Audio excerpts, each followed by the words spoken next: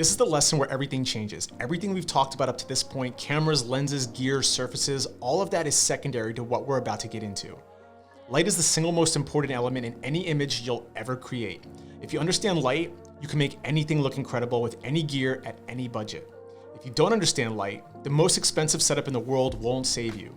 So let me break down the 3 things you need to understand about light: direction, quality, and color.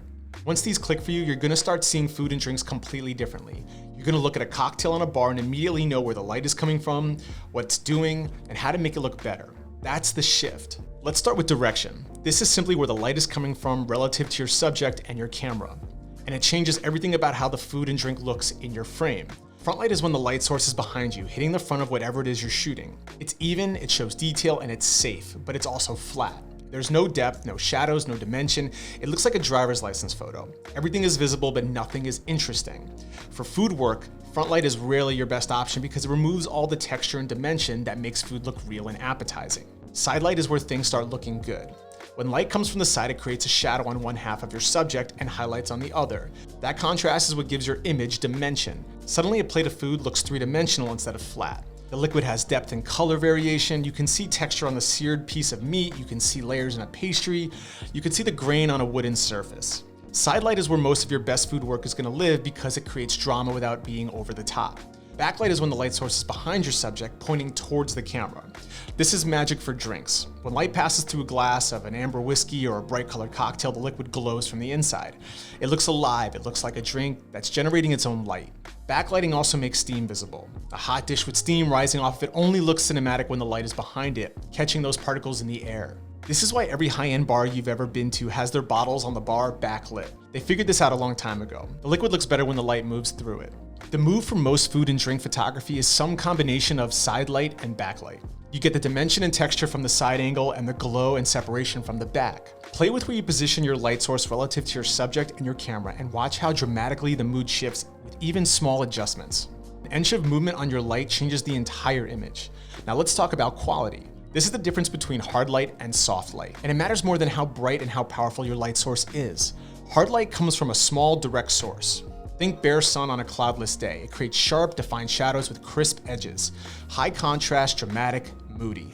It can look incredible for certain styles, dark and dramatic cocktail photography, editorial work where you want intensity, but it's unforgiving. Every flaw shows, every imperfection is highlighted. And if you don't know how to control it, hard light will make your food look harsh instead of appetizing. Soft light comes from a large diffused source. Think overcast sky or a window with a sheer curtain. The shadows are gradual, the transitions are smooth.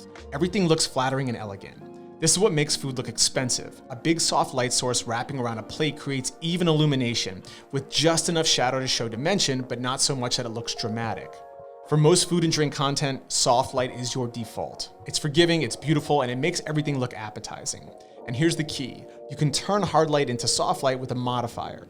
Put a diffusion panel or a softbox between your light source and your subject, and you've taken the harsh direct light and turned it into something gorgeous. That's all a softbox does. It takes a small light source and it makes it bigger and softer.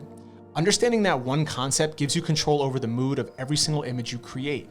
Last piece, color temperature. Light has color, and your camera needs to know what color it's dealing with or everything looks wrong. Warm light is orange. Think candlelight, tungsten bulbs, golden hour. That's around 3200 Kelvin.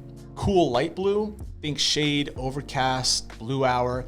That's up around 6500 Kelvin. Neutral daylight sits in the middle around 5500. The important thing here is consistency. If all your light sources are the same temperature, your image looks natural and cohesive. If you've got one warm source and one cool source hitting the same subject, you get color casts that look wrong, and they're a nightmare fixing and editing. One side of the food looks orange, the other side looks blue, and no amount of white balance adjustments fixes it cleanly because the problem is in the scene itself. So match your light sources. If you're shooting with natural window light, make sure any additional lights you add are set to the same color temperature. If you're in a restaurant with warm tungsten overhead lights, match your LED to that warmth. Mixing color temperatures is one of the most common mistakes I see, and it's one of the easiest to avoid once you're aware of it. Here's what I want you to do right now. Pull up 5 food photos you love, any photographer, any platform, and for each one, figure out where the light is coming from. Is it from the side, behind, above? Is it hard light or soft light, warm or cool? Trace the shadows, look at where the hard lights fall. Start training your eye to read light in other people's work. That awareness is the foundation of everything we're going to build from here.